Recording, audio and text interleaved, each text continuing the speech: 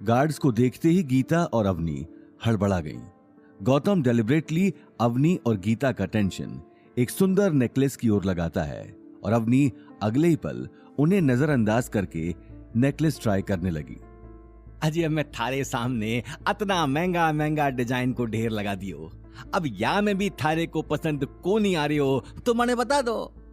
नहीं, ऐसी बात नहीं है, मुझे इसमें से पसंद है, लेकिन का है भाई जी, मैं तने झूठ को नहीं बोल रही हो। दुकान माले खूब ग्राहक आवे है, लेकिन मैं कदे काउंटर से उठकर कीणो गहना कौन दिखाऊं, हमारी दुकान का सेल्समैन ही दिखावे है। थैंक यू, मैं इसमें से पसंद कर लेती हूँ। ये बात कहते हुए अवनी टेबल पर रखा नेकलेस ध्यान से देखने लगी।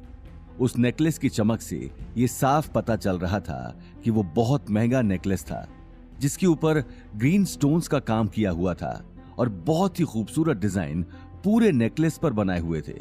लेकिन अवनी की सुई कहीं ना कहीं उसी नेकलेस पर आकर अटक चुकी थी।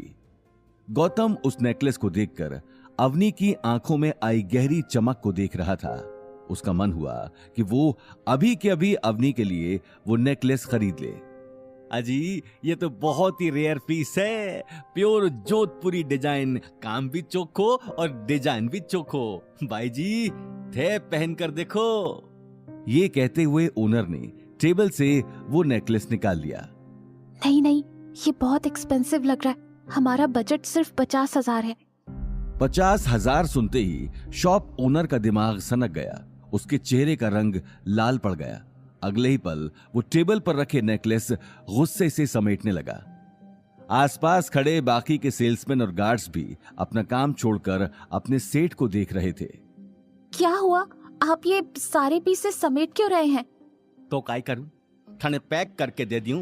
अरे भाई जी जब थारो बजट है ही कोई नहीं तो ये बात तो मने पहले बतानी चाहिए थी, बेमतलब मारो टाइम खराब कर दियो। अरे ऐसी बात नहीं है, हम नेकलेस ले तो रहे हैं, बस हमें थोड़ा सस्ता चाहिए। अरे भाई जी जब अतरा महंगा गहना लेने की हैसियत ही कोनी तो मने बता देते, पता नहीं कहां कहां से आ जावा है, खामखा इतना महंगा महंगा सेट खुलवा दिया। अपने सेठ की गुस्से भरी बात सुनकर सभी सेल्समैन अपना काम छोड़कर उसके पास आकर खड़े हो गए। उन लोगों को देखकर गीता और अनिल का गला सूख गया। मैडम पहले बोल देते कि आपका बजट नहीं है, और जो नेकलेस आपने देखा वो भी बहुत रेयर है, आपको देखने से पहले ही बोल देना चाहिए। अरे तो हम क्या करें, यही साहब हमारे सामने ज्वेलरी का ढेर लगा रहे थे, इसमें हमारी क्या गलती है? वाह भाई, उल्टो चोर कोतवाल ने डांटे, माने तो घनी देर पहले ही समझ में आ गया था कि थारी जेब में पैसा कोनी, बस महंगो सामान महंगो सामान। बस बहुत हो गई थारी बात, कब से सुन रही हूँ। राजू ले पुलिस ने फोन कर हमारी दुकान में आके मनाई धमकी। देखते ही देखते बात बढ़ने लगी। ये देखकर अवनी का गला सूख गया। सामने खड़े सेल्समैन अब उसकी बात सुनने को भी तैयार नहीं थे। गौतम चलो, हम कहीं और चलते हैं। मैडम कहीं और जाकर उनका भी टाइम खराब मत कर देना। ये बात सुनते ही काउंटर से दूसरा सेल्समैन निकलकर बाहर आ गया और गुस्से में गौतम और अनिल को देखने लगा। अरे सर, इन लोगों की वजह से ही मार्केट बदनाम होता है। मैंने कल भी इन दोनों को एंटीक मार्केट में देखा था, वहां भी ऐसे टाइम पास करने के लिए शोरूम में घुस गए और 30 लाख का एंटीक स्टैचू तोड़ दिया, और जब पैसे भरने की बारी आई तो वहां से 9 2 11 होने लगे। अच्छा तो ये वही लोग हैं। अब मुझे समझ में आया, अपनी बीवी के लिए कुछ नहीं खरीद सकता इसलिए महंगा नेकलेस देखकर उसे चोरी करने का इरादा है इसका। क्या कहा तुमने? तुम्हें कैसे पता कि मैं खरीद सकता हूं कि नहीं? गौतम के मुंह से निकली आवाज ने सभी को हिला दिया था। दुकान का सेठ अब किसी भी पल गौतम के ऊपर हाथ उठाने के लिए तैयार था। यह देखकर अवनी के सिर से पसीना आने लगा और उसका दिल जोरों से धड़कने लगा। अरे वो नेकलेस 12 लाख को है, तू खरीद सके है कई, और खरीद सके है तो फिर लापीसा दे। तमाशा लग चुका था। दुकान में मौजूद कुछ कस्टमर्स की निगाहें भी गौतम और अवनी पर टिकी थी। गौतम चाहे तो वो अभी के अभी अवनी के लिए पूरी दुकान खरीद सकता था, लेकिन इस वक्त वो अपनी पहचान किसी को बताना नहीं चाहता था। वहीं गीता गौतम की चुप्पी को देखकर मन ही मन उसे कोस रही थी। अवनी ने सभी लोगों की सवालिया निगाहों से बचने के लिए दुकान के ओनर के सामने हाथ जोड़ लिए। उसकी आंखों में नमी साफ दिखाई दे रही थी। इससे पहले कि उसकी आंखों से आंसू गिरते, वो अपने आप को संभालते हुए बोली, सेठ जी, मुझसे बहुत बड़ी गलती हो गई। मुझे पहले आपको अपना बजट बता देना चाहिए था। आपके पास 50,000 तक की कोई ज्वेलरी नहीं है तो कोई बात नहीं। भाई जी या बात कोनी, हमारे पास तो हर तरह का गहना से, लेकिन थे बताओगे वो हिसाब से ही तुम्हें पतो चलेगो। ये बात कहते हुए शॉप ओनर गुस्से भरी नजरों से गौतम को देखने लगा। उसने अगले ही पल पास में खड़े सेल्समैन को ज्वेलरी दिखाने का इशारा कर दिया। अवनी ने अपना मन मारकर कुछ ही देर में एक सिंपल सा नेकलेस पसंद कर लिया, जिसकी कीमत 60,000 थी। अवनी नेकलेस पैक करवाकर गीता को देखने लगी। मॉम, इन्हें पैसे दे दो। पूरा मूड खराब कर दिया, और ये सब हुआ इस मनहूस गौतम की वजह से। सीना फुलाकर इतनी बड़ी शॉप पर ले आया, जैसे कि इसकी जेब में पैसा भरा हो। गीता ने बड़बड़ाते हुए गौतम से अपना पर्स छीन लिया, जो गौतम ने पकड़ा हुआ था। गीता ने तुरंत अपने पर्स से पैसे निकालकर कैश काउंटर में जमा करवा दिए और गौतम को गुस्से में देखते हुए शॉप से बाहर निकल गई। अनिल और अवनी भी उसके पीछे नेकलेस का बैग लेकर बाहर निकल गए, लेकिन गौतम अभी तक वहीं खड़ा शॉप ओनर को गुस्से में देख रहा था। क्या हो गया भाया, गई थारी बींदड़ी। जब जेब में पैसा ना होवे ना, तो आदमी ने हवा में ना उड़नो चाहिए। ये बात सुनते ही गौतम गेट से बाहर निकल गया, लेकिन उसके गुस्से का गुबार अभी तक खत्म नहीं हुआ था। बाहर पहुंचते ही उसने देखा अवनी कार के बाहर उसका वेट कर रही थी। अवनी, तुम लोग घर जाओ, मैं थोड़ी देर में आता हूँ। ये बात सुनते ही कार में बैठी गीता के कान खड़े हो गए और वो कार से उतर गई। अभी और क्या बाकी रह गया है करने को? अंदर इतनी बेइज्जती करवाने के बाद भी तेरा पेट नहीं भरा? तू ही हमें इतनी महंगी शॉप पर लेकर आया था, अब पता नहीं इसके बाद क्या नया। आप गलत समझ रही हैं मम्मी जी। मैं यहाँ से सब्जियां खरीदने जा रहा हूँ। डिनर के लिए घर में कुछ नहीं है। बे जाने दो गीता, मार्केट जाए या कहीं और जाए, हमें क्या मतलब। कम से कम थोड़ी देर तो हमें इसकी मनहूस शक्ल नहीं देखनी पड़ेगी। ये बात सुनते ही गीता कार में वापस बैठ गई।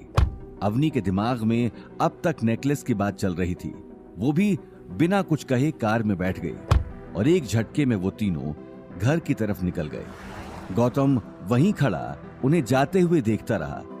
अपनी आंखों से अवनी की कार ओझल होते ही उसने अपनी शर्ट की बाहें चढ़ा ली और दोबारा उसी ज्वेलरी शॉप पर चला गया। शॉप में अब भीड़ बढ़ चुकी थी।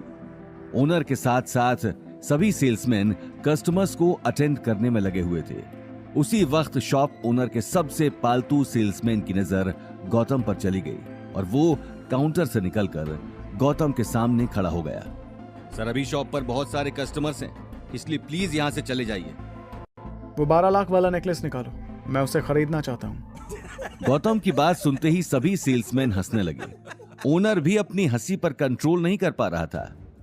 कहीं नेकलेस भाया, दिमाग बाहर छोड़ आयो कहीं। सेठ जी, लगता है अचानक इसके अंदर का मर्द जाग गया है। सभी गौतम को देखकर तरह तरह के ताने बरसाने लगे, लेकिन गौतम खामोश खड़ा अपने सामने खड़े सेल्समैन की आंखों में देख रहा था। अगर तुम्हारी हंसी ठिठोली हो गई हो तो काम की बात करें। ओ कम ऑन, तुम सच में वो नेकलेस खरीदना चाहते हो? वो तुम्हारी औकात से बाहर है। मेरी औकात कितनी है वो तुम अंदाजा भी नहीं लगा सकते। फिलहाल मैं यहाँ सिर्फ एक कस्टमर बनकर।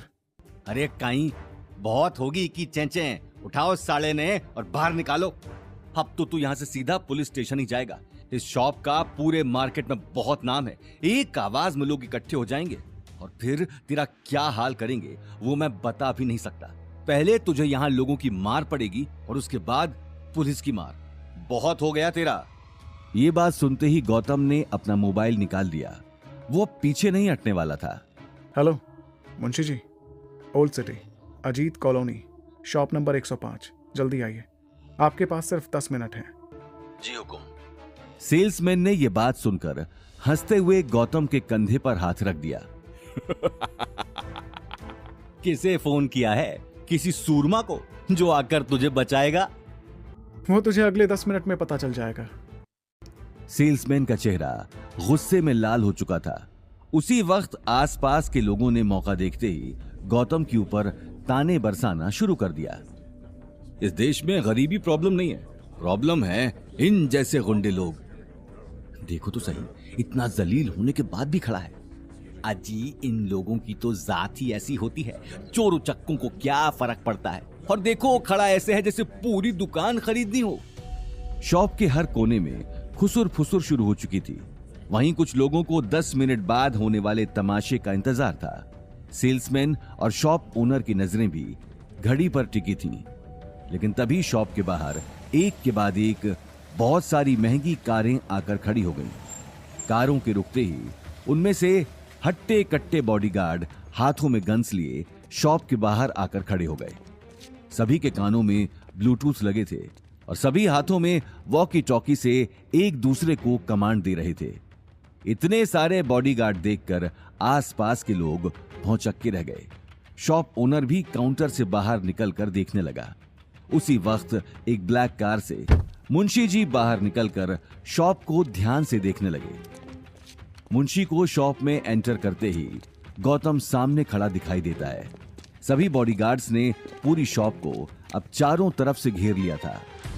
मुंशी जी के आते ही शॉप के अंदर लोगों की कानाफूसी शुरू हो गई।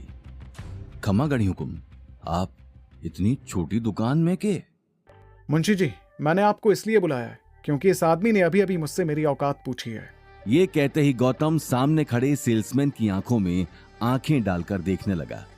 इतने सारे बॉडीगार्ड्स देखकर सेल्समैन का गला सूख गया और दिल की धड़कनें तेज हो गईं।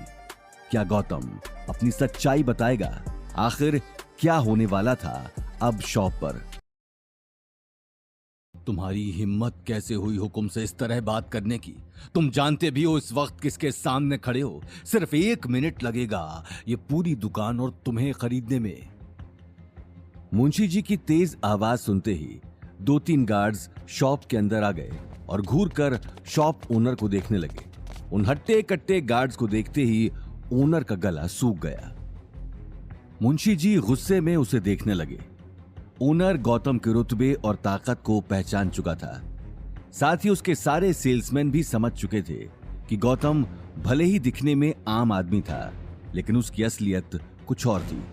गौतम ने देखते ही देखते मुंशी जी को इशारा कर दिया।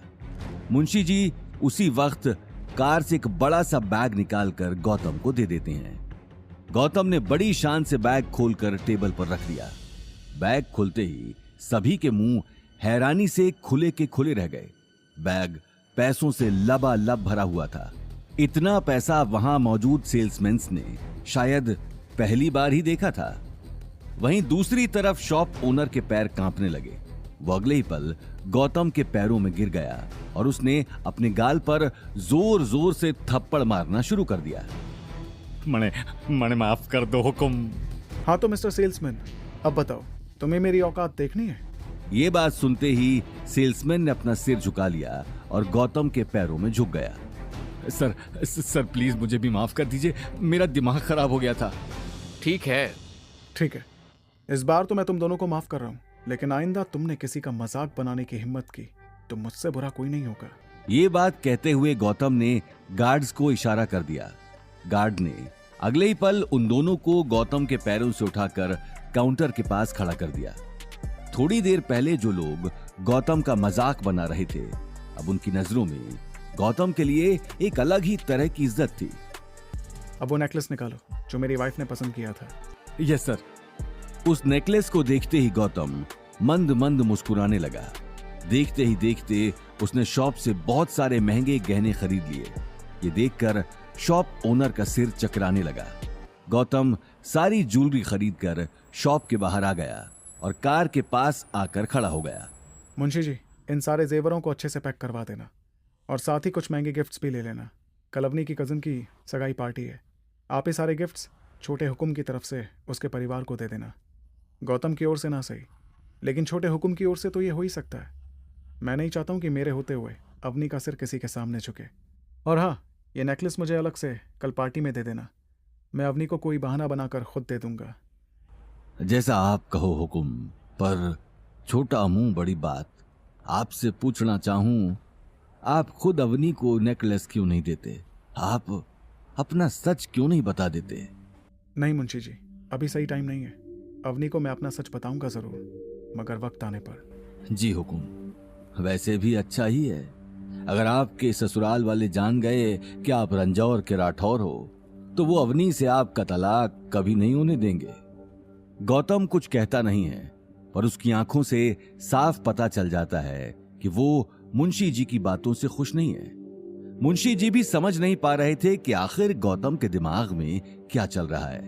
क्या वो फूलों का आसान रास्ता छोड़कर कांटों की रास्ते पे चल रहा है? मुंशी जी कार में बैठकर चले जाते हैं और गौतम मार्केट में सब्जियां लेने के लिए जाता है। सब्जियां लेकर घर जाने पर उसके चेहरे पर जो खुशी छाई थी, वो खुशी घर पहुंचते ही गायब हो गई। घर में एक अलग ही तरह की बहस छिड़ी हुई थी और गीता को सिर्फ गौतम का इंतजार था। गौतम के घर में आते ही गीता सोफे से खड़ी होकर तालियां बजाने लगी। आइए आइए महाराज, आपने आने में इतना समय लगा दिया। हमें लगा सब्जी लेने कहीं दूसरे देश ही निकल गए हैं। नहीं मम्मी जी, ऐसी बात नहीं है। वो दरअसल शट अप। आज एक बार फिर तेरी वजह से मेरी बेटी को सबके सामने सिर झुकाना पड़ा। पता नहीं भगवान किस जन्म का बदला ले रहा है। अवनी, तू अभी के अभी इस आदमी को तलाक दे दे। मॉम प्लीज, अब आप फिर मत शुरू हो जाना। वैसे भी आज गौतम की कोई गलती नहीं थी। मैं रोज रोज तलाक की बात सुनकर परेशान हो गई हूँ। तो और क्या करूँ? ये आदमी जब जब आंखों के सामने आता है तब तब मेरा दम घुटने लगता है। हे भगवान, अब तू ही इस लड़की को समझा। इसने तो अपनी माँ की सुनना ही छोड़ दिया। अरे आज एक से एक लड़के इसके लिए लाइन लगाकर खड़े हैं, लेकिन ये है कि अपनी माँ को रोते हुए देखकर अवनी उसके पास बैठ गई। लेकिन गीता का रोना और ड्रामा करना कोई नई बात नहीं थी। वो इसी तरह हर दूसरे दिन अवनी को इमोशनल ब्लैकमेल किया करती थी। गौतम, तुम जाओ और कुछ खाने को बना दो, मैं मॉम को देखती हूँ। खाना ढंग से बनाना और सिंक में एक भी झूठा बर्तन नहीं होना चाहिए। जी मम्मी जी। गौतम अगले ही पल किचन में चला गया, लेकिन गीता का गुस्सा अभी तक चढ़ा हुआ था। साथ ही उसकी आंखों में आंसू भी थे। मॉम, बस हो गया। बेटा, तू मेरी बात क्यों नहीं समझती? अभी देर नहीं हुई है, बाद में पछताएगी। इसीलिए आज के आज इसे तलाक दे दे। मॉम, आप मुझे लाख समझा लीजिए, लेकिन मैं गौतम को डिवोर्स नहीं देने वाली। ये बात कहते हुए अवनी अपने कमरे में चली गई। कुछ ही देर में गौतम ने सैंडविच बना दिया और अवनी को देने के लिए कमरे में चला गया। वहीं अवनी ने आज डिवोर्स के लिए मना तो कर दिया था, लेकिन उसके दिमाग में अभी तक ज्वेलरी शॉप में हुई बेइज्जती की बात चल रही थी। गौतम ने कमरे में आते ही सैंडविच की प्लेट टेबल पर रख दी और अवनी को देखने लगा। अवनी, कल के गिफ्ट के बारे में ज्यादा मत सोचो। मैं देखता हूँ अगर कुछ हो पाया तो। क्या हो पाया? अब तुम्हें कुछ करने की जरूरत नहीं है। ये मैट्रेस उठाओ और नीचे सो जाओ। अवनी की आवाज में गिफ्ट ना खरीद पाने का गुस्सा साफ दिख रहा था, लेकिन वो इस बात से बेखबर थी कि गौतम ने गायत्री देवी को देने के लिए बहुत सारे गिफ्ट खरीद लिए थे, जिसे देखकर अवनी कल शॉक होने वाली थी। अगली सुबह सभी लोग तैयार होकर अग्रवाल हाउस जाने के लिए निकल गए। अवनी ने एक शानदार ब्लू रंग की ड्रेस पहनी थी, जो उसकी सुंदरता पर 4 चांद लगा रही थी। यही वजह थी कि गौतम कार चलाते हुए बार बार मिरर से उसे देख रहा था। कुछ ही देर में गौतम ने अग्रवाल हाउस के बाहर कार खड़ी कर दी। गीता और अनिल कार से बाहर आकर आसपास की चकाचौंध देखने लगे। कई सारी महंगी गाड़ियों और घर में हुई सजावट को देखकर ये साफ पता चल रहा था कि आज पार्टी में अग्रवाल फैमिली के सभी लोग आए हुए थे। ये देखते ही अनिल को डर लगने लगा और वो अपने हाथ में पकड़ा 50,000 का नेकलेस देखने लगे। देखते ही देखते सभी लोग अग्रवाल हाउस के अंदर चले गए। उन सभी के पार्टी में आते ही पार्टी में मौजूद लोग उन्हें घूर कर देखने लगे। कुछ लोग गौतम को देखकर हंसी ठिठोली कर रहे थे, तो कुछ लोगों ने उसे देखते ही अपना मुंह घुमा लिया। गीता और अनिल गायत्री देवी से मिलने के लिए उसके कमरे में चले गए, क्योंकि गायत्री देवी के कमरे में दहेज का सारा सामान रखा गया था। उन दोनों के जाते ही अवनी भी गौतम से अलग होकर बाथरूम चली गई, क्योंकि पार्टी में मौजूद लोग अभी तक गौतम को देखकर ही बातें बना रहे थे। कुछ ही देर में जब वो बाथरूम से निकली तो उसने देखा कि गौतम बाहर ही खड़ा होकर उसका वेट कर रहा था। अवनी इस बात से परेशान होकर गायत्री देवी के रूम में चली गई।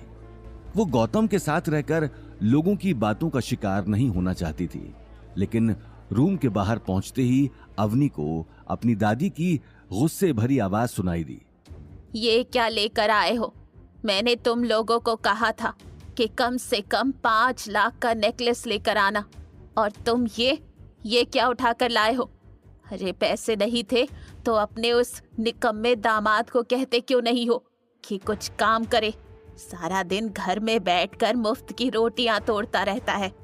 ये बात सुनते ही अवनी अपने आप को रोक नहीं पाई और गुस्से में कमरे के अंदर चली गई। दादी सा, ऐसी क्या बड़ी गलती हो गई हमसे जो आप मॉम को इतना डांट रही हो? अवनी की गुस्से भरी आवाज सुनते ही गायत्री ने नेकलेस का डिब्बा उठाकर फेंक दिया और अवनी की आंखों में आंखें डालकर देखने लगी। तुम्हारी हिम्मत कैसे हुई मेरे सामने ऊंची आवाज में बात करने की?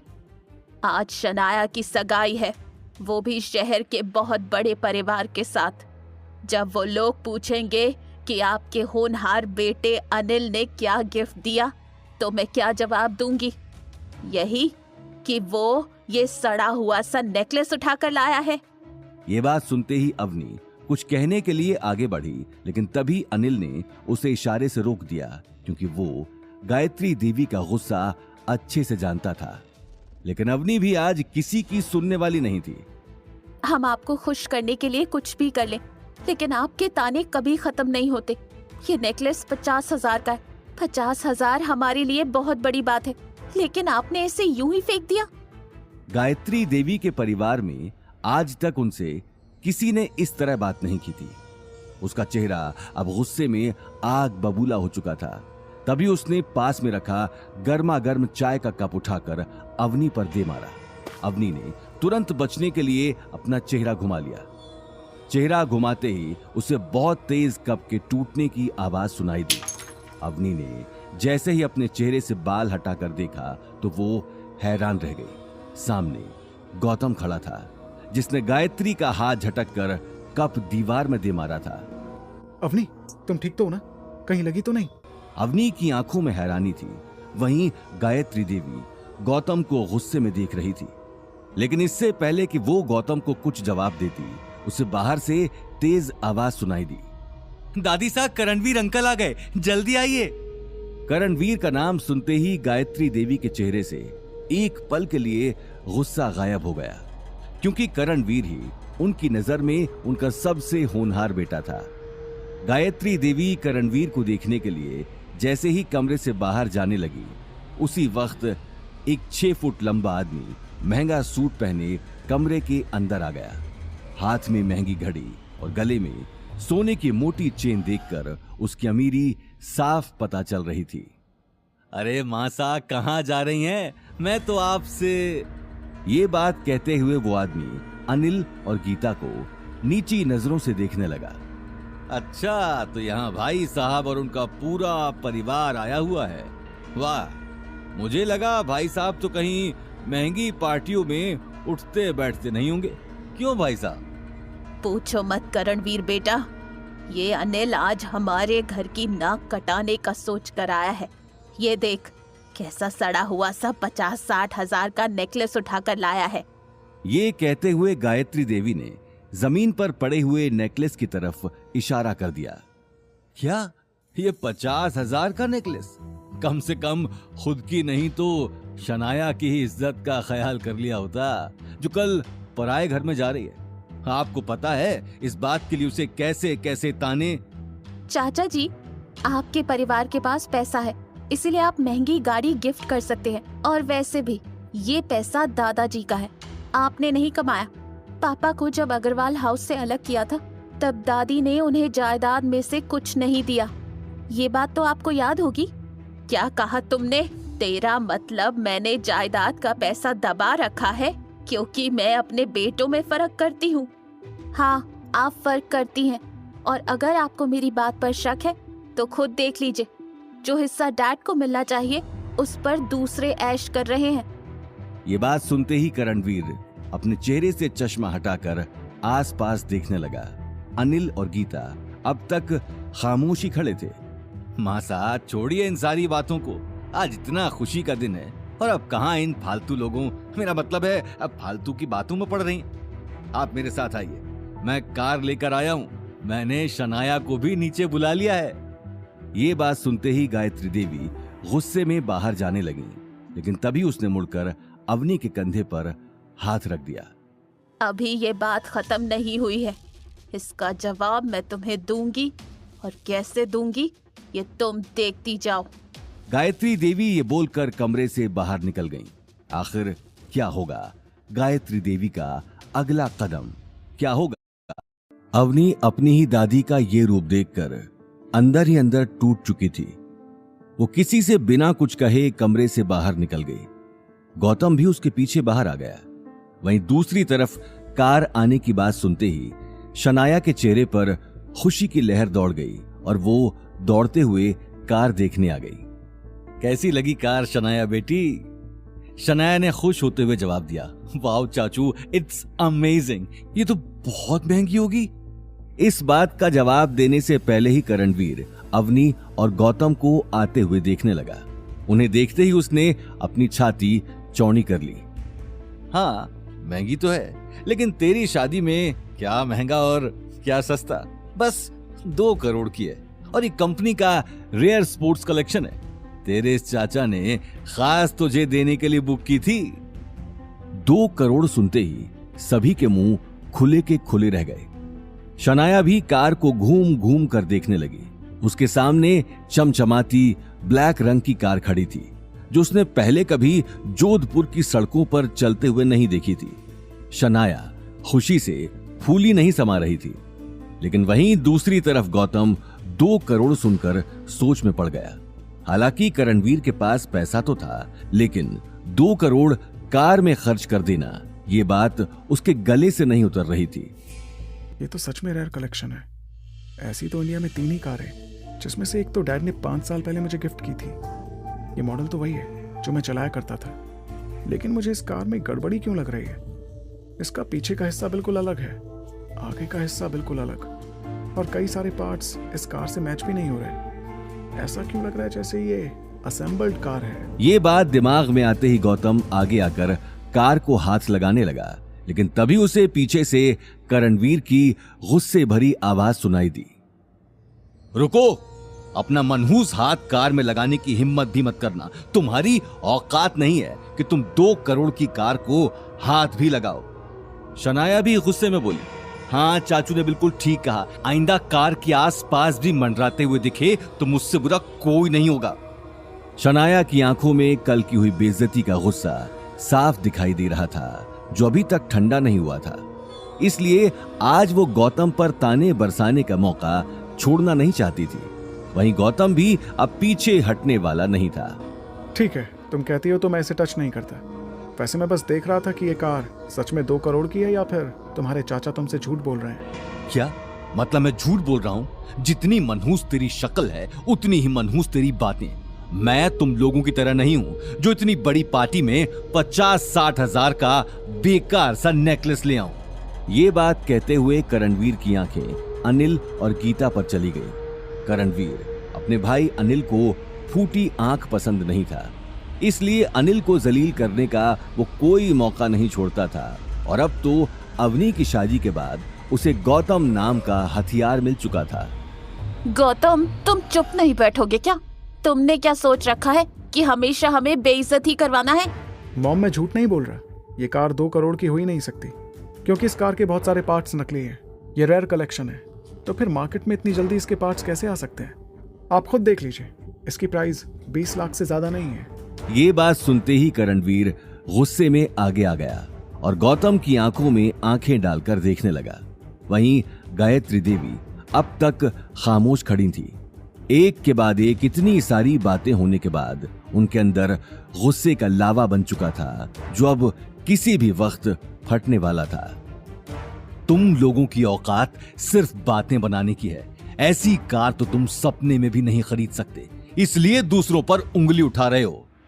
आसपास खड़े लोगों को भी गौतम की बात पर यकीन नहीं हो रहा था। इसकी यही वजह थी कि गौतम को सभी निठल्ला ही समझते थे और वो सिर्फ करणवीर की कामयाबी पर उंगली उठा रहा था। लेकिन गौतम ये बात बर्दाश्त नहीं कर पा रहा था। मुझसे उलझने की कोशिश मत करना बच्चे, मैं तुम्हें कहां भेजूंगा ये तुम सोच भी नहीं सकते। करणवीर की ये धमकी सुनकर गौतम खामोश होकर पीछे हट गया। उसी वक्त गायत्री देवी ने आगे आकर कहा, शनाया बेटा छोड़ो, इस फालतू आदमी की बातों पर ध्यान मत दो, इससे तो वैसे भी कुछ काम नहीं है। तुम जाओ गाड़ी चला कर देखो, आखिर तुम्हारे चाचा इतने प्यार से लेकर आए हैं। ये बात सुनते ही शनाया कार के अंदर जाकर बैठ गई। वो आज से पहले 2 करोड़ की स्पोर्ट्स कार में नहीं बैठी थी। देखते ही देखते उसने कार का एक्सेलरेटर दबा दिया और एक झटके में वहां से निकल गई। शनाया के जाते ही सभी लोग अग्रवाल हाउस के अंदर जाकर एक दूसरे से बात करने में बिजी हो गए। लेकिन गायत्री देवी और करणवीर का गुस्सा अभी तक ठंडा नहीं हुआ था। देखते ही देखते परिवार के बाकी लोग भी पार्टी की तैयारियों में बिजी हो गए। लेकिन गौतम के शक की सुई अब तक कार पर ही अटकी हुई थी। सभी के अंदर जाते ही उसने मुंशी जी को फोन पर कार और शनाया की लोकेशन के बारे में बता दिया। वहीं दूसरी तरफ शनाया कार ड्राइव करते हुए हाईवे तक पहुंच चुकी थी। एक तरफ उसके दिल में सिद्धार्थ से शादी की खुशी थी, तो दूसरी तरफ कार मिलने की खुशी थी, जिसे मनाने के लिए वो एक पल के लिए सब कुछ भूल चुकी थी। लेकिन कुछ ही देर में उसकी खुशी हवा की तरह गायब हो गई जब उसे हाईवे के बीचों बीच बहुत सारे पुलिस वाले बैरिकेड्स लगाए खड़े दिखाई दिए। उन पुलिस वालों को देखते ही शनाया ने अपनी कार साइड में लगा दी। शनाया गुस्से में इंस्पेक्टर से बोली, व्हाट द हेल, मुझे क्यों रोका? हम लोग चोरी की कार्स ढूंढ रहे हैं जिन्हें दूसरी सिटी से चोरी करके जोधपुर में मॉडिफाई किया जा रहा है। मुझे शक है कि आपकी कार उनमें से एक है, इसलिए आपसे पूछताछ करनी है मैडम। शनाया चिढ़ते हुए बोली, क्या ऑफिसर, आपको शायद कोई गलत फहमी हुई है। ये कार तो मुझे मेरे चाचा ने वेडिंग गिफ्ट दी है, ये चोरी की कैसे? अच्छा, तो फिर तो हमें आपके चाचा से मिलना पड़ेगा। हवलदार, मैडम को गाड़ी में बैठाओ और इनकी कार को पुलिस स्टेशन पहुंचा देना। इंस्पेक्टर की बात सुनते ही हवलदार एक झटके में कार लेकर वहां से निकल गया। चलिए मैडम, आपके चाचा के पास। शनाया रोते हुए बोली, सर प्लीज ऐसा मत कीजिए, आज मेरी सगाई है। आप अगर पुलिस के साथ कोऑपरेट करेंगी तो शायद आपकी सगाई अच्छे से हो जाए। शनाया चुपचाप कार में जाकर बैठ गई। वहीं दूसरी तरफ शनाया को गए हुए लगभग 1 घंटे से ज्यादा हो चुका था। परिवार के सभी लोगों को अब उसकी चिंता सताने लगी थी। और तो और अब किसी भी वक्त रघुवीर पंडित अपने परिवार को लेकर अग्रवाल हाउस पहुंचने वाला था। गायत्री देवी बार बार घड़ी में टाइम देख रही थी। सगाई की खुशी उसके चेहरे से गायब हो चुकी थी। करणवीर बेटा, क्या हुआ? कुछ पता चला? आखिर कहाँ चली गई ये लड़की? माँ साहब, मैं कब से फोन लगा रहा हूँ, लेकिन ये फोन ही नहीं उठा रही। शनाया को पता है कि आज उसकी सगाई है और लड़के वाले किसी भी वक्त पहुंच जाएंगे, फिर भी ये लड़की गायब है। इससे पहले कि गायत्री देवी अपनी बात पूरी कर पाती, उन्हें दरवाजे के बाहर से पुलिस के सायरन की आवाज सुनाई दी। यह आवाज सुनते ही वो हैरानी से करणवीर को देखने लगी। अवनी को भी कुछ समझ में नहीं आ रहा था। वो अगले ही पल गीता और अनिल के पास खड़ी हो गई। लेकिन गौतम पुलिस के आने की वजह अच्छे से जानता था। इंस्पेक्टर साहब, क्या हुआ? आप अचानक? गायत्री देवी अपनी बात अधूरी छोड़कर शनाया को देखने लगी, जिसके चारों तरफ पुलिस वाले खड़े थे। करणवीर अग्रवाल कौन है तुम लोगों में से? ये सुनते ही गायत्री देवी हैरानी से करणवीर को देखने लगी। करणवीर, ये सब क्या है? ये पुलिस वाले तुम्हारे? छोड़िए, ये क्या बताएगा, मैं बताता हूँ। दरअसल जो कार इन साहब ने गिफ्ट में दी है वो चोरी की है। हम लोग कब से इस गिरोह की तलाश में थे जो दूसरे शहरों से महंगी कारें चोरी करके उनके पार्ट्स चेंज करते हैं और फिर उन्हें बेचते हैं। ये बात सुनते ही गायत्री देवी के पैरों तले जमीन खिसक गई। वहीं परिवार के बाकी लोग भी आपस में खुसुर फुसुर करने लगे। ये सब क्या है करणवीर?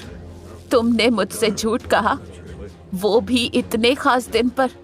तुम जानते भी हो कि तुम्हारी इस हरकत की वजह से मैं कहीं मुंह दिखाने के काबिल नहीं रहूंगी। निकल जाओ अभी के अभी, और आज के बाद मुझे अपनी शक्ल मत दिखाना। मासा प्लीज प्लीज मुझे माफ कर दीजिए, मुझसे बहुत बड़ी गलती हो गई मासा। मैं तो बस शनाया बेटी को महंगा गिफ्ट। इंस्पेक्टर साहब, इस कार से मेरी पोती का कोई लेना देना नहीं है, वो निर्दोष है। ये कार मेरे बेटे की है और इसी ने चुराई है। आप इसे ले जाओ, क्योंकि इसे इस बात की सजा मिलनी ही चाहिए। गायत्री देवी की कड़क आवाज सुनते ही हवलदार ने आगे आकर करणवीर को हथकड़ी पहना दी और उसे जबरदस्ती सभी के सामने से लेकर चले गए। करणवीर की आंखों में शर्मिंदगी साफ दिखाई दे रही थी। पार्टी में जो खुशी और उल्लास का माहौल छाया हुआ था, वो अब एक अजीब सी टेंशन में बदल चुका था। गायत्री देवी घूर कर गौतम को देख रही थी। गौतम मन ही मन खुश था, क्योंकि कुछ देर पहले इसी गायत्री देवी ने अवनी को बेइज्जत किया था। अग्रवाल परिवार के बाकी लोग अभी तक इसी बात के बारे में बात कर रहे थे। ठीक है, तमाशा खत्म हो गया, इसीलिए अब इस मुद्दे पर कोई बात नहीं करेगा। कुछ ही देर में लड़के वाले यहाँ पहुँच जाएंगे। उनके आने से पहले सब लोग मेरी बात को अच्छे से अपने अंदर डाल लो। यहाँ क्या हुआ है, कैसे हुआ, किसी को कुछ नहीं पता। कोई इस बारे में बात नहीं करेगा। अपनी कड़क आवाज के साथ ही गायत्री देवी सभी को देखने लगी और अगले ही पल शनाया को लेकर अपने कमरे में चली गई। गायत्री देवी के जाते ही अवनी गौतम को शक भरी निगाहों से देखने लगी। तुम्हें कैसे पता कि वो कार चोरी की थी? एक्सपीरियंस। मुझे स्पोर्ट्स कार्स के बारे में काफी कुछ पता है। मैं उस कार को पहली नजर में ही देखकर समझ गया था, क्योंकि इसके बहुत सारे पार्ट्स नकली थे। मुझे नहीं पता था कि तुम स्पोर्ट्स कार्स के बारे में इतना कुछ जानते हो। अवनी की बात सुनते ही गौतम के दिल में खुशी की लहर दौड़ गई। देखते ही देखते सभी ने कार की बात को अपने दिमाग से निकाल दिया था। कुछ ही देर में वो पल आ गया जिसका सभी को इंतजार था। रघुवीर पंडित अपने बेटे और अपने परिवार को लेकर अग्रवाल हाउस पहुंच चुका था। अग्रवाल हाउस के बाहर एक के बाद एक बहुत सारी महंगी कारें देखकर सभी की आंखें फटी की फटी रह गईं। अगले ही पल नौकरों ने कार में से बहुत सारी महंगी ज्वेलरी, ब्रांडेड बैग्स, ब्रांडेड कपड़े, सैंडल्स और तरह तरह की चीजों का ढेर लगा दिया। इन सभी चीजों को देखकर रघुवीर पंडित की अमीरी का साफ तौर पर पता लग रहा था। गायत्री देवी इन सारी चीजों को देखकर कार की बात को भूलकर समधियों की खातिरदारी में लग गई। वहीं शनाया अपने अमीर पति को देखकर अवनी को बेइज्जत करने का मौका ढूंढने लगी। शनाया अवनी को फिर छेड़ते हुए बोली, अवनी, सिद्धार्थ मेरे लिए बहुत महंगे महंगे पर्स लेकर आया है, जो शायद तुमने कभी देखे भी नहीं होंगे। तुम चाहो तो उनमें से एक पर्स रख सकती हो। वैसे भी क्या मालूम तुम्हारा फटीचर पति तुम्हें कभी दिला पाएगा या नहीं। थैंक यू सो मच, लेकिन तुम्हारा ये प्यार मुझे बचपन से ही नहीं बचा, तो अब क्या बचेगा। तुम्हारा बैग तुम ही को मुबारक, मुझे इसकी कोई जरूरत नहीं है। और हाँ, जब इंसान अंदर से ही खोखला हो तो महंगी चीजों की चमक भी उसके खोखलेपन को ढक नहीं सकती। I hope you understand.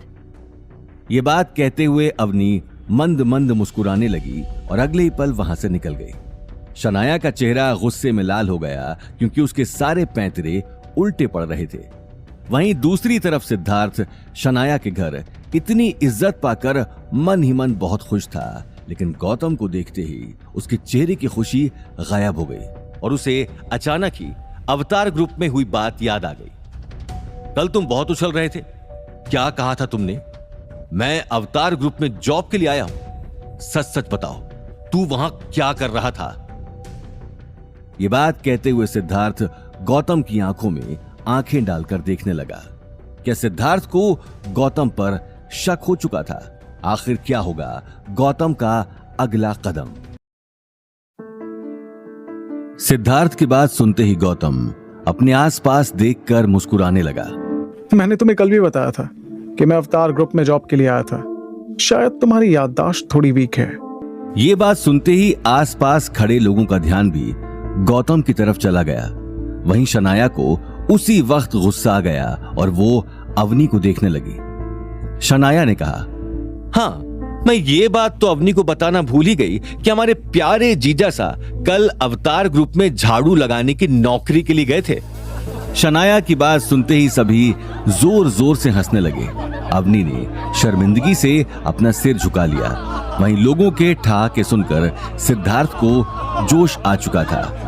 हाँ, लेकिन बेचारा क्या करे, बेचारे को शायद वहां भी कोई जॉब नहीं मिली या किसी ने जॉब पर रखा ही नहीं। लेकिन कोई बात नहीं, मेरा दिल बहुत बड़ा है। मैं अपने होटल में तुम्हें जॉब दूंगा।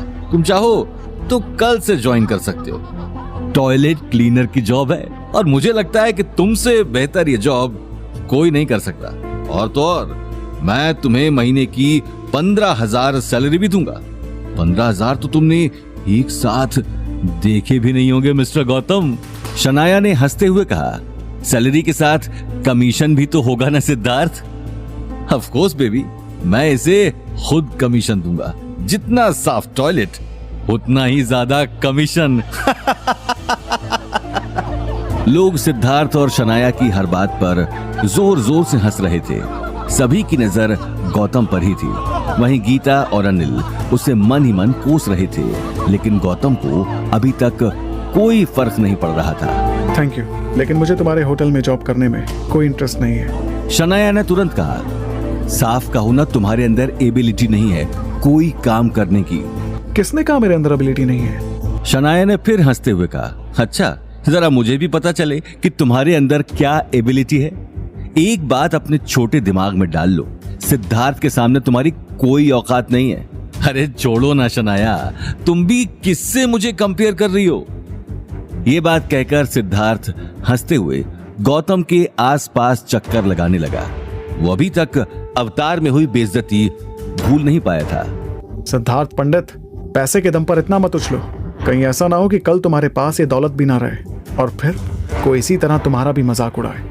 भूलो मत कि अच्छा वक्त किसी का सगा नहीं होता। मेरे पास दौलत रहेगी या नहीं वो तो पता नहीं, लेकिन मुझे ये जरूर पता है कि तुम इस जन्म में कभी अमीर नहीं बन पाओगे, क्योंकि इससे पहले कि सिद्धार्थ अपनी बात पूरी करता उसे बहुत सारे लोग बाहर जाते हुए दिखाई दिए। अचानक पार्टी में एक अजीब सी खलबली मच गई। गायत्री देवी भी कुछ समझ नहीं पा रही थी। गेट के सामने महंगी महंगी कारों की आवाज सुनकर वो भी बाहर जाने लगी, लेकिन जैसे ही उसने बाहर जाने के लिए अपना कदम बढ़ाया, उसे बहुत सारे गार्ड्स अंदर आते हुए दिखाई दिए। सभी के हाथ में महंगे महंगे गिफ्ट थे। एक ही झटके में सभी गार्ड्स ने हॉल में गिफ्ट्स का ढेर लगा दिया। जाहिर था ये गिफ्ट्स रघुवीर पंडित के लाए हुए गिफ्ट से 10 गुना ज्यादा थे। हॉल में एक बार फिर लोगों की खुसुर फुसुर शुरू हो चुकी थी। कुछ देर पहले जो लोग गौतम का मजाक बना रहे थे, अब वही लोग हॉल में रखे हुए गिफ्ट्स और गोल्ड और सिल्वर की ज्वेलरी के बारे में बात कर रहे थे। उसी वक्त लोगों के शोरगुल के बीच मुंशी जी बड़े ताव के साथ अग्रवाल हाउस के अंदर आ गए। उनके पीछे गन्स लिए 4 गार्ड्स देखकर गायत्री देवी हैरान रह गई। ये बात अलग थी कि वो अब तक मुंशी जी को रघुवीर पंडित का रिश्तेदार ही समझ रही थी। मुंशी जी अंदर आते ही गौतम को देखने लगे, जो थोड़ी ही दूरी पर खड़ा था। गौतम ने उन्हें देखते ही अपनी आंखों से गायत्री देवी की तरफ इशारा कर दिया। मुंशी जी ने अगले ही पल अपने चेहरे से चश्मा हटा लिया और गायत्री देवी को देखने लगे। हेलो मिस गायत्री जी, आपको आपकी पोती की सगाई के लिए बहुत बहुत शुभकामनाएं। ये सारे गिफ्ट जोधपुर के राठौड़ परिवार की तरफ से छोटा सा नजराना है। उम्मीद है आपको पसंद आया होगा। हमारे हुक्म ने खास मुझे इस पार्टी में भेजा है। राठौड़ परिवार का नाम सुनते ही गायत्री देवी हैरान रह गई। गायत्री देवी बिजनेस में एक्टिव होने की वजह से राठौड़ परिवार के बारे में अच्छे से जानती थी। जोधपुर के साथ साथ रघुवेंद्र राठौड़ का बिजनेस कई जगह फैला हुआ था और इस बात से पूरा जोधपुर वाकिफ था।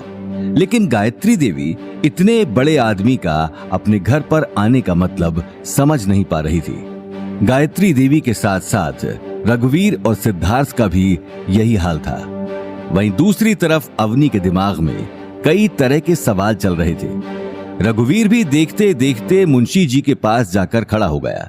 गायत्री देवी ने रघुवीर को देखते ही कहा, रघुवीर जी, मुझे ये देखकर बहुत अच्छा लगा कि आपके राठौर परिवार के साथ इतने अच्छे रिलेशंस हैं, जो उन्होंने हमारी इतनी छोटी सी पार्टी में आने की जहमत उठाई। गायत्री देवी की बात सुनते ही रघुवीर एक पल के लिए सकपका गया और खिसियानी हंसी हंसते हुए मुंशी जी को देखने लगा। वो ये बात अच्छे से जानता था कि उसका राठौड़ परिवार से कोई लेना देना नहीं था, लेकिन गायत्री देवी के सामने ये बात कहकर वो अपनी बेइज्जती नहीं करवाना चाहता था। अपने पापा की पहचान देखकर सिद्धार्थ का सीना भी घमंड से चौड़ा हो गया। वो अगले ही पल गायत्री देवी के पास चला गया और उनके कान में फुसफुसाने लगा, दादी, मेरे पापा का तो सुमेर पैलेस में जाना होता ही रहता है। वो अच्छे से जानते राठौड़ परिवार के सभी मेंबर्स को। ये बात सुनते ही गायत्री देवी की आंखों में गहरी चमक आ गई। अरे वाह, ये तो मेरे लिए बहुत बड़ी बात है। शनाया की शादी के बाद तो राठौर फैमिली के साथ मेरा भी उठना बैठना हो जाएगा। सिद्धार्थ अपनी बात कहकर हॉल में रखे महंगे महंगे गिफ्ट्स देखने लगा।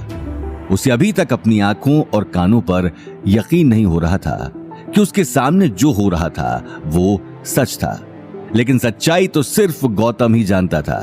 सिद्धार्थ अगले ही पल गौतम की आंखों में आंखें डालकर देखने लगा। मिस्टर गौतम, देखो अपने आप को, एक मैं जमाई हूं और एक तुम जमाई हो। ऊप्स, घर जमाई हो। क्या औकात है तुम्हारी मेरे सामने? कुछ भी नहीं। तुम अवनी के ऊपर ही नहीं, पूरे अग्रवाल खानदान के ऊपर बोझ हो, बोझ। सिद्धार्थ के ताने सुनकर मुंशी जी का चेहरा गुस्से में लाल हो गया। वो अगले ही पल सिद्धार्थ को मुंह तोड़ जवाब देने के लिए आगे बढ़े, लेकिन गौतम ने उसी वक्त अपनी आंख के इशारे से उन्हें रोक दिया।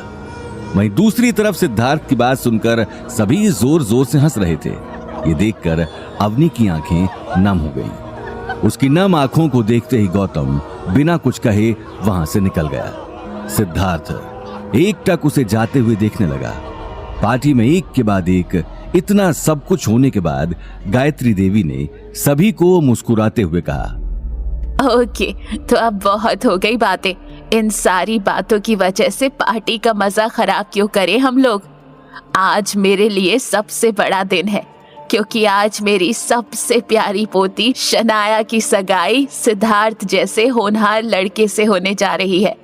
मैं चाहती हूँ कि आप सभी लोग इस खुशी के पल को एंजॉय करें। गायत्री देवी की बात सुनते ही सभी मुस्कुराते हुए उन्हें देखने लगे। एक ही पल में पार्टी का माहौल नॉर्मल हो गया। सिद्धार्थ भी अपनी झूठी शान के साथ लोगों के साथ मिलने जुलने में लग गया। वहीं मुंशी जी की नजरों में अभी तक सिद्धार्थ के लिए गुस्सा भरा हुआ था। वो अगले ही पल गौतम को ढूंढने लगे। तभी उनके पास गौतम का कॉल आ गया। जी हुकुम। मुंशी जी, जो नेकलेस मैंने अपनी के लिए खरीदा था वो आप लाए हैं ना? जी हुकुम, लाया हूँ। ठीक है, मैं पीछे वाले गेट के पास खड़ा हूँ, आप जल्दी आ जाइए और ध्यान रहे कोई देख ना ले। जी हुकुम। ये मुंशी अभी आया। गौतम से बात करके मुंशी का चेहरा खिलखिला उठा। नेकलेस अब तक उनके छोटे से बैग में ही था, जिसे वो हमेशा अपने साथ रखते थे। वो अगले ही पल लोगों की नजरों से बचते हुए अग्रवाल हाउस के पीछे वाले रास्ते में चले गए। कुछ ही देर में उन्होंने गौतम से मिलकर उसे नेकलेस दे दिया। नेकलेस देखते ही गौतम को अवनी का ख्याल आ गया। मुंशी जी एकटक गौतम की आंखों में देख रहे थे। देखना, ये नेकलेस देखकर अवनी खुश हो जाएगी। हुकुम, गुस्ताखी माफ, लेकिन ये मुंशी आपसे एक बात बोलना चाहता है। हाँ, कहिए ना मुंशी जी। ये मुंशी समझता है कि आपको अवनी के साथ बहुत अच्छा लग रहा है, लेकिन 1 साल बाद आपको अवनी को छोड़कर दीप्ति बिटिया से शादी करनी है। तब आप कैसे संभालेंगे ये सब? अवनी के साथ आपका प्यार बढ़ गया तो बहुत मुश्किल हो जाएगी। आखिरकार बात दिल की है और दिल पर तो किसी का जोर ना चाले। मैं बस बात कह रहा हूं, बाकी आप बहुत समझदार हैं। मुंशी जी की बात सुनते ही गौतम एक पल के लिए शांत हो गया और ध्यान से नेकलेस को देखने लगा। फिक्र मत कीजिए मुंशी जी, मैं अपनी बात से पीछे नहीं हटूंगा। 1 साल बाद चाहे जो भी हो, मैं अवनी को छोड़ दूंगा। गौतम मुंशी जी की आंखों में देखने लगा। उसकी आंखों में दर्द साफ दिखाई दे रहा था।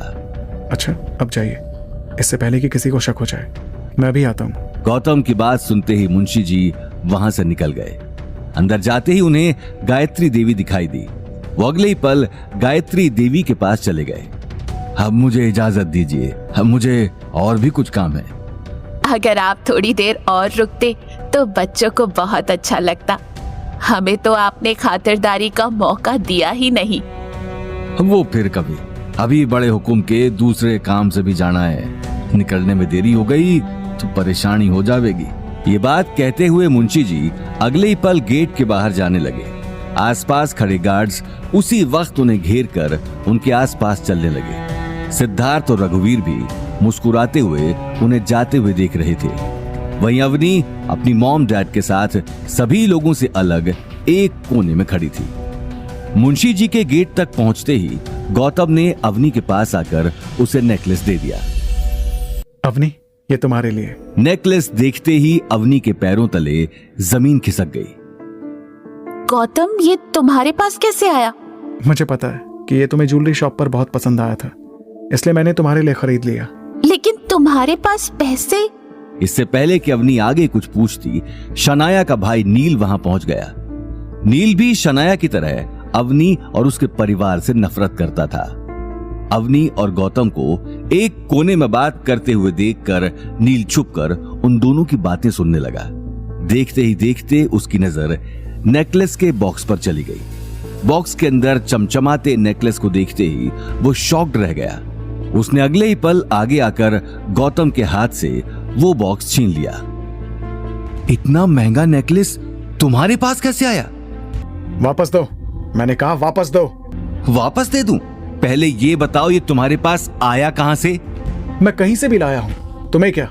मैंने कहा वापस दो। ये कहते हुए गौतम नील से नेकलेस छीनने लगा, लेकिन नील ने अगले ही पल उसे अपनी पीठ के पीछे छुपा लिया। कहीं तुमने इसे चोरी तो नहीं किया? ये सुनते ही अवनी की आंखों की कोर गीली हो गई, क्योंकि गौतम के पास नील की बातों का कोई जवाब नहीं था। गौतम, क्या हुआ? तुम जवाब क्यों नहीं दे रहे? आखिर तुम ये नेकलेस कहाँ से लाए हो? सच सच बताओ, क्या सच में तुमने ये नेकलेस चोरी किया है? मैं कभी सोच भी नहीं सकती थी कि तुम इतनी नीच हरकत करोगे। नहीं अवनी, मैंने नेकलेस चोरी। अच्छा, तो अब मैं समझा, तुमने नेकलेस दहेज के सामान में से चुराया है। शर्म आनी चाहिए तुम्हें। जिस थाली में खाते हो उसी में छेद करते हो। मैं अभी तुम्हारी असलियत सभी को बताता हूँ, चोर साला। इससे पहले कि गौतम अपनी बात अवनी को समझाता, नील मौका देखकर परिवार के बाकी लोगों के पास चला गया, जो इस वक्त मुंशी जी को छोड़ने के लिए गेट के पास खड़े थे। दादी साहब, आप सब लोग गेट पर खड़े हैं और यहाँ इस गौतम के बच्चे ने दहेज पर हाथ साफ कर लिया। ये देखिए कितना महंगा नेकलेस चुराया है। नील की आवाज सुनते ही सभी एक दूसरे को देखने लगे। एक के बाद एक पार्टी में बड़े बड़े झटके लगते जा रहे थे, लेकिन इस बार बात बहुत बड़ी थी। नेकलेस देखते ही गायत्री देवी की आंखें गुस्से में लाल हो गईं। क्या गौतम अवनी के सामने अपनी बेगुनाही साबित कर पाएगा? आखिर अब क्या बड़ा होने वाला था पार्टी में? क्या होंगे इन सारे सवालों के जवाब? जानने के लिए सुनते रहिए।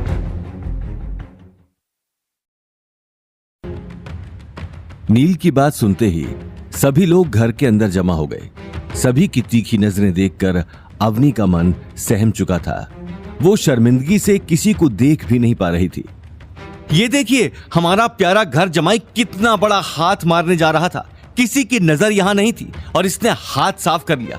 अच्छा हुआ मैंने इन भाई साहब को देख लिया, वरना पता नहीं इसका और क्या क्या दहेज का सामान चुराने का इरादा था। ये बात सुनते ही शनाया ने नील के हाथ से नेकलेस ले लिया और उसे ध्यान से देखने लगी। शनाया ने गुस्से में अपनी दादी से कहा, दादी साई, वही 13 लाख वाला नेकलेस है जो मुझे ज्वेलरी स्टोर में पसंद आया था। ये देखिए, इस घर जमाई ने लाख 2 लाख पर नहीं, सीधा 13 लाख पर अपना हाथ मारा है। गायत्री देवी ने उसी वक्त अपने चेहरे से चश्मा हटा लिया और घूरकर गौतम को देखने लगी।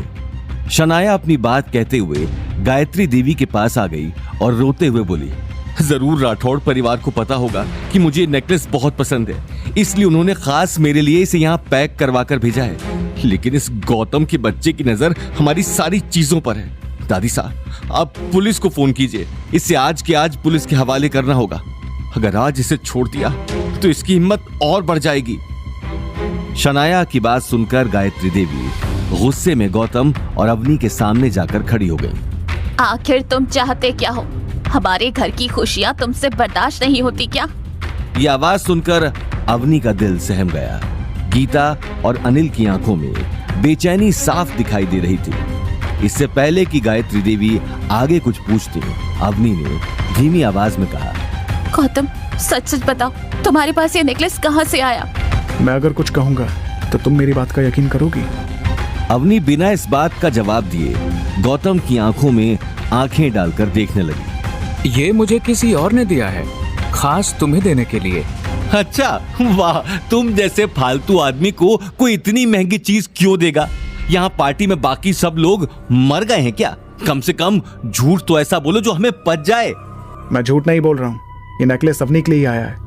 और यहाँ राठौड़ परिवार की तरफ से जितने भी गिफ्ट्स आए हैं उसकी वजह भी अवनी ही है। अगर अवनी यहाँ नहीं आती तो ये गिफ्ट्स भी यहाँ नहीं होते। गौतम की बात सुनते ही सभी हैरानी से एक दूसरे को देखने लगे। रघुवीर और सिद्धार्थ की तो मानो पैरों तले जमीन ही खिसक गई थी। लेकिन अवनी को अब तक गौतम की बात पर यकीन नहीं हो रहा था।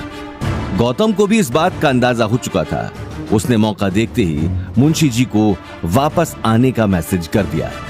गौतम, बस बहुत हुआ। आखिर और कितना झूठ बोलोगे तुम? तुम्हें दिख नहीं रहा कि तुम्हारी वजह से हमारे परिवार की कितनी बेइज्जती हो रही है? बस मुझे और कुछ नहीं सुनना। अभी के अभी दादी के पैरों में गिर के माफी मांगो। मैं सच कह रहा हूँ अवनी, ये नेकलेस मैंने चुराया नहीं है। अगर तुम्हें मेरी बात का यकीन नहीं है तो तुम पुलिस को बुला सकती हो। शनाया ने गुस्से से कहा, हाँ वो तो हम करेंगे ही, आज तुम यहां से बचकर नहीं जाने वाले। ये कहते हुए शनाया अपना मोबाइल निकालकर पुलिस का नंबर डायल करने लगी। लेकिन अवनी ने उसी वक्त उसे रोक दिया। 1 मिनट शनाया, अभी तक कुछ साबित नहीं हुआ है। शनाया गुस्से में बोली, अब साबित होने को क्या बाकी रह गया है? तुम्हारा पति चोर है, चोर था और चोर ही रहेगा। शनाया ने यह कहते हुए नंबर डायल कर दिया। लेकिन इससे पहले कि वो पुलिस को फोन लगाती, उसे मुंशी जी सामने से आते हुए दिखाई दिए। मुंशी जी को वापस पार्टी में देखकर गायत्री देवी हक्की बक्की रह गई। आज ये हो क्या रहा है? इससे पहले कि गायत्री देवी आगे आकर मुंशी जी से कुछ पूछती, मुंशी जी ने अपने गार्ड्स को इशारा कर दिया। उनकी आंखें गुस्से में लाल थीं। इतने बड़े एम्पायर के मालिक गौतम की बेइज्जती होते वो देख नहीं पा रहे थे। सब वापस ले चलो, कुछ नहीं रहना चाहिए। क्या हुआ आप? ये सब मैं... प्लीज, मुझे अभी किसी से बात नहीं करनी। मुंशी जी की बात सुनते ही सभी गार्ड्स ने हॉल में रखे हुए गिफ्ट्स को वापस गाड़ियों में भरना शुरू कर दिया। रघुवीर और सिद्धार्थ एक दूसरे को देखने लगे। किसी की कुछ समझ नहीं आ रहा था। उसी वक्त सिद्धार्थ मुंशी जी को समझाने के लिए आगे आ गया। सर क्या हुआ? आप किसी बात पर नाराज तो नहीं हो गए? अगर कुछ बात हुई है तो हम बैठकर सुलझा लेते हैं। मेरे डैड राठौड़ फैमिली को अच्छे से जानते हैं। कौन है तुम्हारे डैड? मैं तुम्हारे डैड को जानता भी नहीं हूं, इसलिए हटो मेरे रास्ते से। राठौड़ परिवार की तुम जैसे लोगों के साथ जान पहचान। अरे तुम्हारा दिमाग ठिकाने पर है? मुंशी जी का तमतमाया हुआ चेहरा देखकर सभी डर के मारे एक दूसरे को देखने लगे। लेकिन गौतम शांत खड़ा होकर तमाशा देख रहा था। वहीं अवनी और उसके परिवार के लिए ये सारी बातें हैरान कर देने वाली थी। लेकिन गायत्री देवी अपने परिवार की खुलेआम बेइज्जती होते नहीं देख पा रही थी। रघुवीर जी, आखिर ये सब हो क्या रहा है? आप कुछ बोलते क्यों नहीं? रघुवीर ने मौके की नजाकत को देखते ही अपना सिर झुका लिया। वो ये बात अच्छे से जानता था कि उसके मुंह से एक भी शब्द निकलते ही उसका झूठ पकड़ा जाएगा। नील अब तक गायत्री देवी को देख रहा था। वो अपनी बहन और दादी का मायूस चेहरा नहीं देख पा रहा था। उसने मुंशी जी से आकर कहा, सर मेरी बात सुनिए, हम लोग दरअसल। हट जाओ, मुझे अपना काम करने दो। ये बात कहते हुए मुंशी जी गौतम को देखने लगे। उसी वक्त गौतम ने शनाया की तरफ इशारा कर दिया। मुंशी जी की नजर अचानक ही शनाया के हाथ में पकड़े नेकलेस पर चली गई। ये नेकलेस तुम्हारे पास कहां से आया? मैं यही बात आपको समझाने की कोशिश कर रहा हूं। ये नेकलेस इस गौतम ने चुराया था और हम इसलिए पुलिस। साफ मालूम पड़ रहा था कि नील को बात घुमाने का मौका मिल गया था, लेकिन मुंशी जी ये बात सुनते ही गुस्से में लाल हो गए। किसने कहा कि ये नेकलेस इन्होंने चुराया है? सर, नील ठीक कह रहा है। ये नेकलेस। अगर मेरे हुक्म ने यहां आने के लिए नहीं कहा होता तो मैं कभी आपके दरवाजे पर कदम नहीं रखता। ये बात कहते हुए मुंशी जी गायत्री देवी की आंखों में आंखें डालकर देखने लगे। अचानक ही उनकी नजर अवनी पर चली गई। अवनी को देखते ही उन्होंने शनाया के हाथ से नेकलेस ले लिया और अवनी के पास चले गए। मिस अवनी, मुझे माफ करना, आपको बेवजह इतनी तकलीफ उठानी पड़ी। दरअसल ये नेकलेस छोटे हुक्म ने खास आपके लिए भेजा है। मुंशी जी की इस बात ने सभी को सोचने पर मजबूर कर दिया।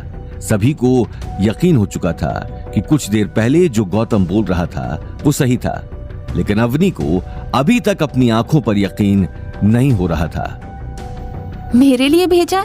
लेकिन क्यों? ये बात सुनकर मुंशी जी गौतम को देखने लगे।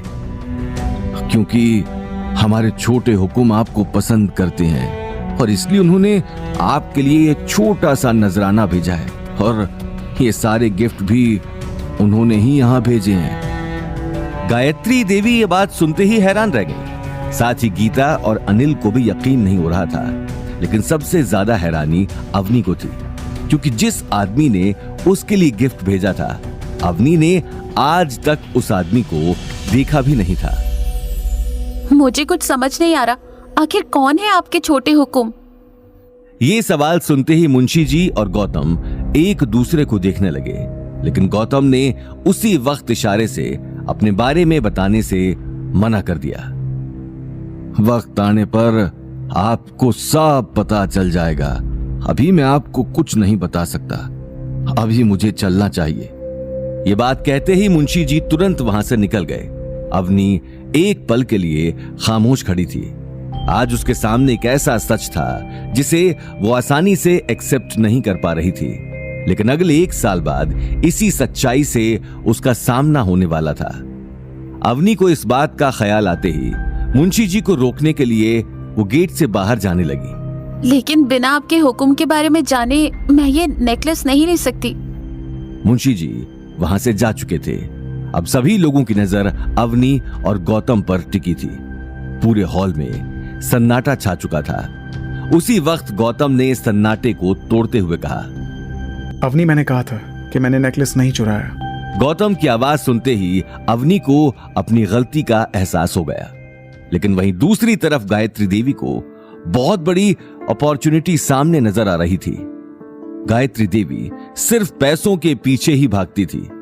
उम्र बढ़ने के साथ साथ उसके दिमाग में पैसों का भूत बढ़ता जा रहा था, और अब तो अवनी जैसा बहुत बड़ा बैंक उसके सामने था, जिस पर जोधपुर का शाही परिवार दिल लुटा बैठा था।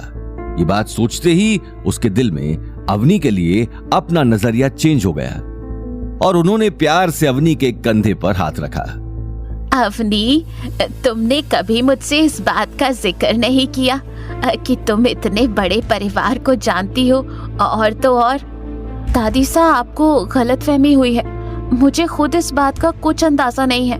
बस अब कितना छुपाओगी? सच कहूँ तो गलती मेरी ही है।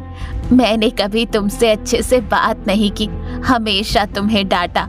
बेटा, मुझे माफ कर दो, लेकिन इस तरह अपनी दादी सा से कुछ छुपाओ तो मत। अचानक गायत्री देवी का बदला हुआ रूप देखकर शनाया का चेहरा गुस्से में तमतमा गया। वहीं गीता और अनिल हैरान रह गए और एक दूसरे को देखने लगे। एक ही झटके में पार्टी में आए हुए लोगों की नजरों में अवनी के लिए इज्जत बढ़ गई, और गीता ये मौका हाथ से नहीं जाने देने वाली थी। लेकिन इससे पहले कि गीता आगे कुछ बोलती, अवनी ने कहा, दादी सा, अब मैं कैसे समझाऊं कि मैं... ठीक है अवनी बेटा, अब अपने दिमाग पर इतना जोर मत डाल। मासा, अब अवनी की उम्र ही क्या है, और ऊपर से मेरी बेटी मेरी तरह ही इतनी ब्यूटीफुल भी है। हो सकता है अवनी ने जोधपुर के छोटे हुकुम को नहीं देखा हो, लेकिन उनकी नजर तो मेरी बेटी के ऊपर पड़ गई है। ये बात कहते हुए गीता गायत्री देवी को देखने लगी।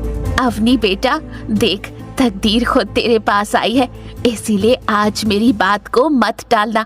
तू प्लीज इस गौतम को डिवोर्स दे दे। और जोधपुर के छोटे हुकुम, जिंदगी में पहली बार तुम्हारी माँ ने कोई ढंग की बात की है। मेरा भी यही कहना है कि जितनी जल्दी हो सके इस गौतम को तलाक दो। वैसे भी जब से तुम्हारी इससे शादी हुई है तब से... गायत्री देवी गौतम के पास आकर उसकी आंखों में देखने लगी। अवनी अब गौतम के खिलाफ नहीं सुन सकती थी। वो अगले ही पल गौतम और गायत्री देवी के बीच आकर खड़ी हो गई। बस दादी सा, इस बार गौतम की कोई गलती नहीं थी।